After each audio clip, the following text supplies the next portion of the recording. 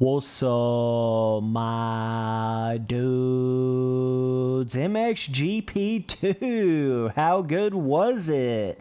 So this is a series where we take a look back at some of these older motocross games, or any games for that matter, but I've just started this series with some of these earlier milestone games, and the series is called How Good Was It, right? Not How Good Is It? So it's kind of more of a looking back at how good was it for its time type deal, right?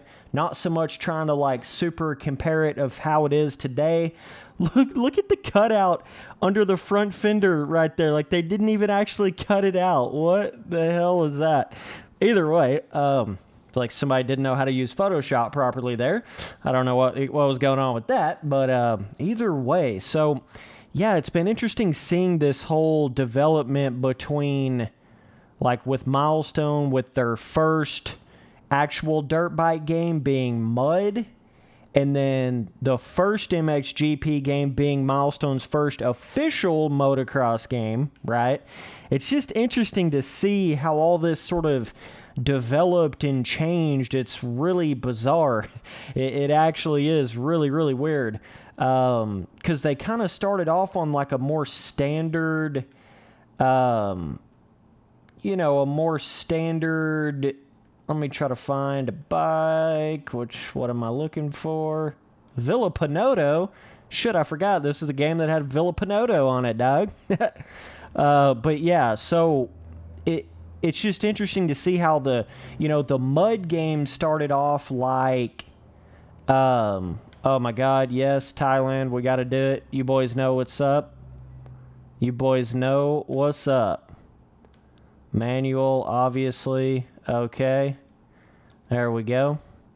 So, yeah, with the Mud game, before, Milestone got all actually official with their games, that game was going more down the standard arcade motocross game route with quite a bit of movement. Hell, it had a freaking NOS button on it, like literally an energy drink boost NOS button in the game. So that's insane.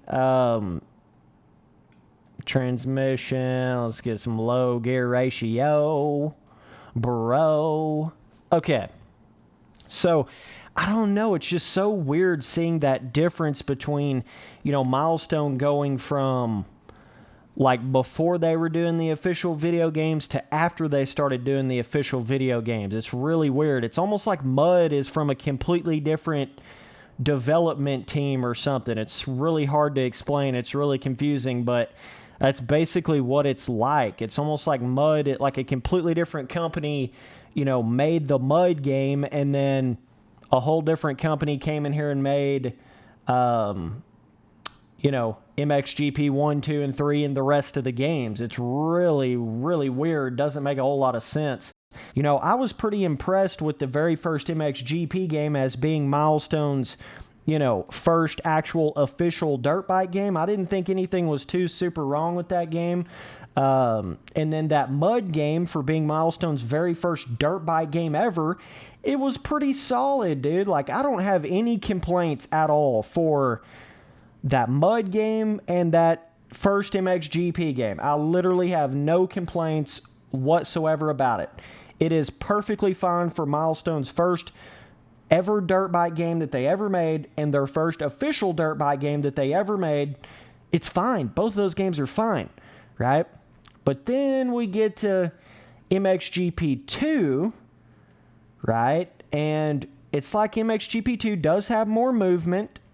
You got a little bit more movement in this game. It sort of took that MXGP 1 physics system and just made it better in every way, right? You just have not a lot better.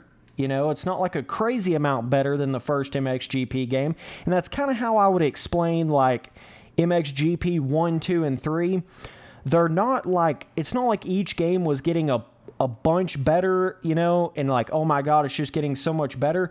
But what I can say about MXGP 1, 2, and 3 is none of those games seem to have went backwards, right? It's not like they went from the first Supercross game to MXGP Pro, which was a super step backwards. It's not like they went from Supercross 2 to MXGP 2019, which was a super step backwards, and all these other weird little issues that you started getting with some of these more modern day MXGP games that just did not make any sense. At least with the first 3 MXGP games, there wasn't really anything crazy out of whack like that, right? Or any crazy step backwards. It was just this very slight, steady progression. You know, the difference between MXGP 1 and 2 and 3, it's like the graphics were just getting better and better and better.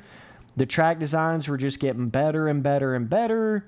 The filling and the movement on the bike was getting better and better and better, but I can't really compare any of these to the Mud game because I'm being completely honest with you. You had more movement in the Mud game than you do in probably the first 3 MXGP games. Literally, you have more movement in that game.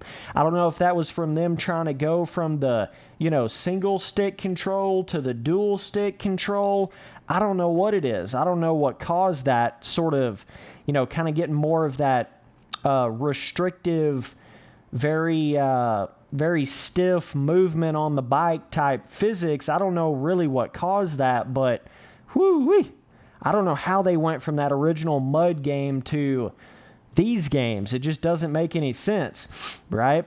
I don't know if it was like, them partnering up with MXGP made it to where they had to make the tracks a certain way. They had to make the physics a certain way. I have no idea. But even back in the Mud game, like you had big-ass berms. You had, some decent-sized jumps. I mean, I don't know. There's just a whole different world between that, like, OG style, that normal arcade motocross games type style game like we've all come to know and love, like what Reflex is, Unleashed, all those kind of games. And then once they started going into these actual quote-unquote official games, right, it's just a whole different kind of game in a way. You know what I'm saying? It really is just a whole different kind of game. And not necessarily better, you know what I mean? It's like it's taken Milestone so many games since they've gotten into this official game thing to really get their shit figured out on it. It's really weird. It just does not make any sense how they go from the Mud game to the first MXGP game, and then how they go from like the first Supercross game to MXGP Pro, and then to MXGP 2019. There's just all these really confusing things that just don't make a whole lot of sense when it comes to this. It really doesn't. It's just hard for me to even wrap my head around it. I don't even know. But with MXGP 2, it's basically just a better MXGP 1. And MXGP 3 is basically just a better MXGP 2, right? It's pretty much just that simple. But then once you got past that, it started getting really complicated because then you got into the first Supercross game, which, look at that little whip scrub system there. That's pretty nice. Once you got into, the first Supercross game, then you started getting like a really restricted amounts of content in the game. You started getting a lot of different stuff. Yeah, you did get a track editor and all that, but I don't know. Like, I really don't have a lot of negative to say about the first 3 MXGP games and the Mud game, right? For their time and for Milestone's sort of first, 2 or 3 games of them trying to start doing motocross games, it's really not that bad, right? At least in my mind, it just doesn't really seem that bad. But it's hard for me to wrap my mind around how they go from the movement that they had on the Mud game at the very beginning, all the way back in 2012. How the hell do you go from that to such a restrictive, bike movement feeling like what you have on the first 3 MXGP games? It just doesn't make any sense. And even though the Mud game was literally hitting a button and playing an animation whip, it's almost like even with that, you could almost whip further in that game than you could the first 2 MXGP games.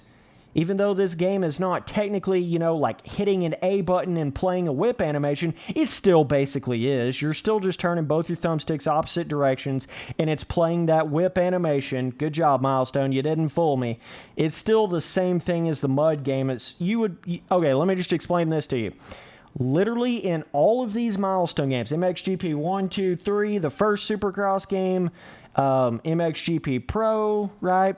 All of those games, literally, it would be the same difference if they had an actual whip, like an actual button to hit to start a whip, to do a whip, like hit the A button to do a scrub, like hit the A button to do a whip in the air. It would be the exact same difference in all those games if they had that as what they actually have in the game. It's the same difference. All you're doing is you're turning both the thumbsticks the opposite directions, and it's playing the animation. So instead of hitting the A button to play the whip animation, you're just turning both your thumbsticks the opposite direction, and it's doing the exact same thing. You see what I'm saying? So they haven't really progressed their in-air whip system pretty much at all since the very first game all the way to Supercross 2, they started trying to mess with it. And then finally with Supercross 3, it's literally taken them 8 games to get somewhat of a bearable, decent modern day style whip system to their motocross game. Literally 8 games. I just want to kind of, explain how insane that is. 8 games over 8 years to get their whip system even bearable. And that's the thing, back in the Mud days, back in 2012, they hit a button to play. That wasn't a bad whip system for a literal hit a button, play an animation whip system. It wasn't bad. It was kind of like Unleashed, right? But once they started getting to these other games, and it just still never really improved, and it still never really changed from that hit a button, play an animation, that's when it started to get unacceptable, right? But yeah, it's a really bizarre thing going back, because even the whole speed feeling, everything feels like you're going way slower on the bike on all these MXGP games than you did back in the Mud days. And it's just weird. It's like the leaning and the turning and the movement. It's just this really bizarre feeling of it was like a motocross game company that really did not know how to properly do dual stick controls in their motocross game, right? They did singular stick controls pretty decently in their Mud game. You got quite a bit of movement in that game. The animations look decent with the single stick control. The hit a button, play an animation scrub system doesn't look too bad in that game. The track designs aren't bad. You feel like you're actually going fast in that game. But there was just a whole different kind of more boring, slow, more restrictive movement feeling that all these MXGP games got to them, that were so different than that Mud game. It's really weird. Really, really weird. So, but yeah, but that's basically the way I would explain it. Mud was like this weird, before Milestone went official, but it was the entire game was more like an old school arcade motocross game style. And then once they went to that first MXGP game, everything changed, right? It's almost like from that point on, they had to sort of build and try to improve upon that original MXGP game's systems and physics and track designs and all that. And it's just weird how they couldn't take some of the things that they had learned with the Mud game. It's like they didn't take anything from the Mud game. It's really weird. Doesn't make any sense. But one cool thing about MXGP2 is it did actually have a stadium series in it. So it did actually have Supercross tracks in it. All you idiots that say, oh, if it's an official MXGP game, it's not supposed to have any Supercross tracks. Oh, if it's an official Supercross track, it's not supposed to have any motocross tracks. It can't have any motocross tracks. Okay, well, you do realize in MXGP2, MXGP official motocross game, they had Supercross tracks in it from the developer. You do realize that, right? You idiots. Whatever kind of philosophy you have in your head that they shouldn't have or couldn't have, Supercross in an official motocross game or motocross tracks in an official Supercross game, that doesn't even make sense because they literally had that in MXGP2. So the fact that they did have this in MXGP2 means Every future game from this point forward should have had the other kind of racing content in it in some kind of a way, right? Like the first Supercross game should have had at least a set of 2 or 3, maybe even 4 motocross tracks in the game. You know, MXGP Pro should have had a full set of like 4 or 5 different Supercross stadium tracks in it. They literally did this in MXGP 2, bro. But then they just screwed you from this point, like from MXGP 3 onward as far as track content. They totally screwed you. They just quit caring about putting in proper amount of track content. I mean, good God, in the beloved first official Supercross game, they didn't even have a free ride compound in it. Literally, the only track content they gave you in that entire game when it first came out was the 16 rounds of the official Supercross tracks, and that was it. No free ride compound, no motocross tracks, no like outdoor Supercross test tracks like they have in Supercross 3, literally none of that. How in the hell can you praise a game that has that low amount of content? It doesn't even make sense. It does not even make sense. It just doesn't. Dog, you boys got overhyped for that shit. And I read it at the very beginning. I could see it from 10 million miles away. Oh my God, like, I can't tell you how boring that gets in a game when it just doesn't have any variation to any kind of the content in the game. It gets so boring. So that was one really cool thing about MXGP2 is it actually had 4 in-stadium Supercross tracks in combination with the full MXGP series. So it kind of gave you more of that normal, $60 AAA motocross game experience that you come to know and expect with over the years, right? With all the MX versus ATV games giving you all that multiple kind of track content that you've gotten in those games. Milestone has been one of the laziest companies, one of the laziest motocross gaming companies I have ever seen when it comes to actual track content. It's insane. The laziest I have ever seen when it comes to track content. I mean, yeah, they did finally give you a super bare bones basic track editor in the first Supercross game, but still yet, I mean, you could still only make in-stadium Supercross tracks that just felt like every other Supercross track. And then you get to Supercross 2's track editor, and it's basically the exact same track editor, right? And then you get to Supercross 3's track editor, and it's basically the exact same kind of track editor, just a few little minor little tweaks and, improvements and changes, but it's still basically the same Supercross track editor. You boys are going to have to start realizing how lazy Milestone really is in certain categories. Milestone's games have been worth half the price that they charge you for them this whole time. This whole entire time. Maybe Supercross 3, you can make the argument that game's a little more worth full AAA $60 price, but literally every single other one is worth $30. I'm just telling you, you've been paying double the money for what you're getting out of these Milestone games this whole entire time.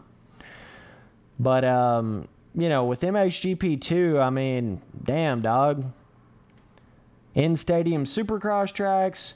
Yeah, a lot of the MXGP tracks have a way too one-to-one small scale filling in this game, but still yet, I think when you compare this like to the first MXGP game, it's just better.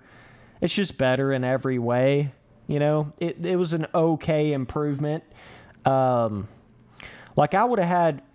I really think they should have just charged people $30 for the first MXGP game, second MXGP game, third MXGP game, or added more to it, But it's just so bizarre feeling how weird and different these games feel compared to Milestone's first dirt bike game, their mud game.